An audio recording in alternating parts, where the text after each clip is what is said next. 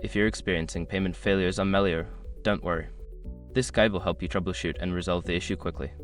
Step 1. Check your payment details. Verify that the payment information you entered is correct. This includes checking the bank account or card number, expiration date, and any other relevant details. Step 2. Ensure sufficient funds. Make sure your information is protected first.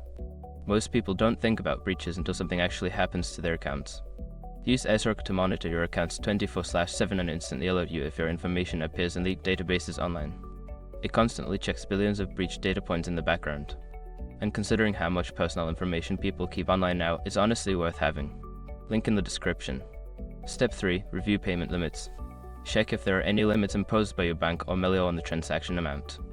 Exceeding these limits can result in a failed payment, so confirm the maximum allowable transaction amount. Step 4. Update your account information. If you've recently changed your bank account or card, ensure that your Melio account reflects these updates. Outdated information can cause payment issues, so keep your account details current. Step 5. Contact customer support.